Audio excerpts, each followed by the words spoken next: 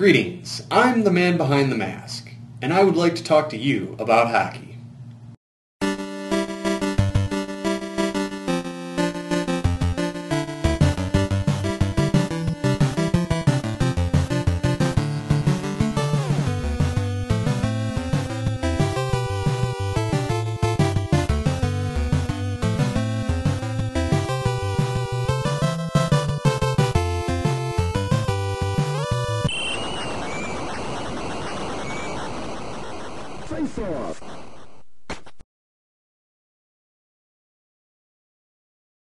Yes, let's talk about hockey, the show that journeys through the history of the sport of ice hockey from its disputed origins to the game we see today. When we left off, the stock market had just crashed and the United States began its plunge into the Great Depression. Although the economic catastrophe would certainly be felt in the world of hockey, the first season after the crash went relatively unscathed. Since all of the rule changes to allow forward passing in every zone except the offensive zone had not yielded the increase in goal scoring that the league had hoped for, the NHL decided to finally allow forward passing in all zones starting in the 1929-1930 season. However, they also instituted the offside rule as well to balance things out. With forward passing now legal in all of the zones, goal scoring skyrocketed from 642 total goals scored in 1928-1929 to 1,301 total goals scored in the 1929-1930 season. Though this season was not as good for goaltenders as the last, a new piece of equipment for them would briefly appear in the NHL when Montreal Maroons goaltender Clint Benedict, who had been out for 6 weeks due to breaking his nose after being hit in the face by a shot from Howie Morenz, returned to his goaltending duties wearing a mask. The mask was made of leather, providing little protection, and after 5 games, Benedict's nose was once again broken. Since Benedict also stated that the mask was blocking part of his vision, he decided to stop wearing it. Though most of the league had yet to feel the depression hit this first season, the Pittsburgh Pirates club did.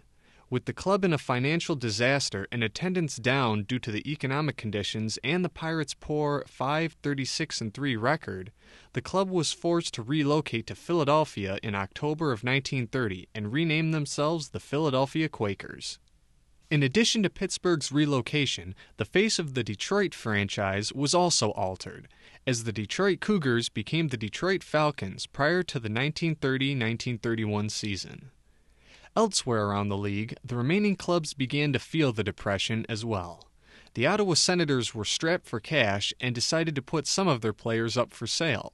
Among them was star defenseman King Clancy, which immediately caught the attention of Toronto general manager Conn Smythe. However, since Smythe could not match the price that Ottawa was asking, he went down to the horse tracks and bet on a long-shot horse. Luck was on his side that day, and his horse won, beating the 100-to-1 odds that were running against it, and giving Smythe the money he needed to make Clancy a Toronto Maple Leaf player. To help promote the sport more during these troubled times, the NHL introduced its first All-Star team, featuring forwards Howie Morenz and Ariel Joliat from the Canadiens, right winger Bill Cook from the Rangers, defenseman Eddie Shore from the Bruins and King Clancy from the Maple Leafs, and goaltender Charlie Gardner from the Blackhawks. In addition to this, the league also unveiled the 4-sided scoreboard clock in some arenas to help the crowd become more involved in the game. Despite the relocation, the fortunes of the Philadelphia Quakers did not change from when they were the Pittsburgh Pirates. As the Quakers, they would perform miserably in the 1930-1931 season, finishing dead last with a 4-36-4 record, forcing the club to suspend operations at the end of the season before officially canceling the franchise altogether 5 years later. Additionally, the Ottawa Senators were also forced to suspend operations before the start of the 1931-1932 season, due to dwindling attendance that threatened financial doom for the club. As the depression worsened, the NHL decided to extend the length of its season once again, this time to 48 games, so as to generate more revenue with the extra games. The depression, however, did not seem to deter Maple Leafs general manager Conn Smythe. Toronto was in need of a new arena, and with an investment partner backing Smythe for half the cost, construction of the new arena was able to get underway on June 1, 1931. To help pay for the building's construction, the construction workers accepted stock in Maple Leaf Gardens instead of part of their normal pay. Amazingly, the new arena was ready to go by the start of the 1931-1932 season, and on November 12, 1931, the Maple Leaf Gardens opened its doors for the first time as the Maple Leafs played host to the Blackhawks. In order to further combat the growing economic problems, NHL President Frank Calder instituted a salary cap of $70,000 per team to keep expenses down prior to the start of the 1932-1933 season.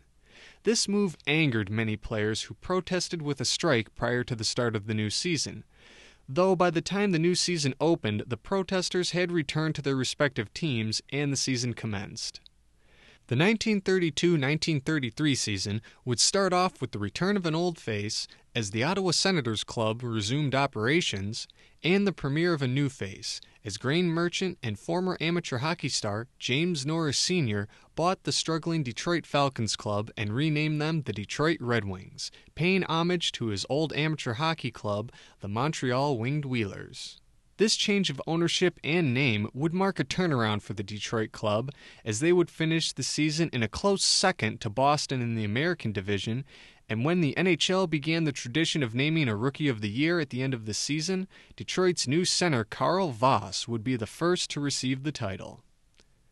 During this time period, hockey was suffering from an overabundance of violent incidents. One of the worst incidents occurred during the 1933-1934 season when on December 12, 1933, during a game between Boston and Toronto, Bruins defenseman Eddie Shore received a hard check from the Maple Leafs' Red Horner. Still feeling the effects of the blow, Shore took off after whom he thought had hit him, and instead of checking Horner, he blindsided one of the Leafs' star forwards, Ace Bailey, who was flipped backwards, landing hard on his head. Bailey suffered a cracked skull and hovered near death for 2 weeks. Though he would recover, Bailey's playing days were over. On February 14, 1934, the NHL staged its very first All-Star game at Maple Leaf Gardens as a benefit fundraiser for Bailey and his family.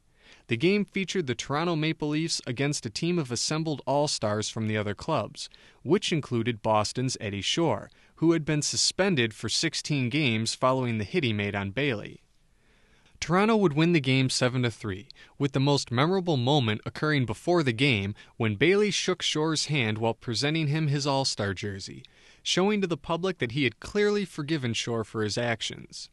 Additionally, Toronto honored Bailey that night by retiring his jersey number 6, making Bailey the first hockey player to ever have his jersey number retired from use.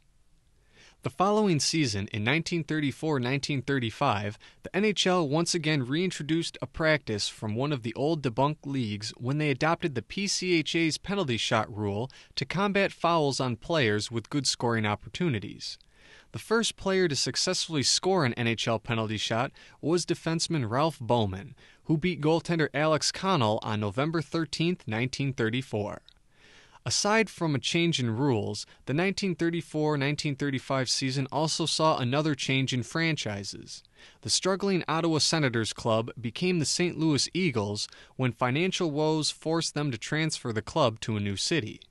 But by the end of the season, their 11-31-6 record was only good enough for dead last in the league, and the Eagles folded after only 1 year, and their players were dispersed to the other teams around the league. The conclusion of the 1934-1935 season also highlighted an oddity in professional hockey. New York Rangers forward Frank Boucher was awarded his 7th Lady Byng Trophy in 8 years, and since he had received this award so many times, the NHL decided to just let him keep it, commissioning a new Lady Byng Trophy to be unveiled the following year. The season after that, in 1936-1937, the NHL would unveil yet another new trophy, this time to present to the player named Rookie of the Year. Named after the president of the NHL, the first player to receive the new Calder Trophy was Toronto forward Sil Apps, after scoring an impressive 45 points in his first season. The 1936-1937 season, however, would see tragedy strike once again in the NHL. On January 28, 1937, Canadian star Howie Morenz would badly break his leg when his skate stuck in the boards while he was checked from behind by Chicago's Earl Sibert, bringing an end to Morenz's career. Slow to heal and distressed over his deteriorating condition, Morenz died suddenly of heart failure on March 8, 1937. The funeral service held for Morenz at the Montreal Forum drew a packed house, with thousands more lingering outside to pay final respects to their fallen star. The following season, on November 2, 1937, the NHL, much like they did for Ace Bailey, staged an All-Star game as a fundraiser for the family of Howie Morenz. The conclusion of the 1937-1938 season was also the conclusion of the Montreal Maroons club. Suffering financially like so many others, the Maroons withdrew from the league on June 22, 1938, leaving the NHL with only 7 teams, which prompted the league to end the divisional format. The 1938-1939 season witnessed a changing of guard in the Boston net when the American-born netminder Frank Brimsack replaced injured Bruins goaltender Tiny Thompson. Brimsack would compile 6 shutouts in Boston's first 12 games, including a shutout streak that lasted for a record 231 minutes and 54 seconds, earning Brimsack the name Mr. Zero, as well as the Calder Trophy for Rookie of the Year and the Vezina Trophy for the league's best goaltender. But he didn't stop there, as he led Boston to their first Stanley Cup title in 10 years that same season.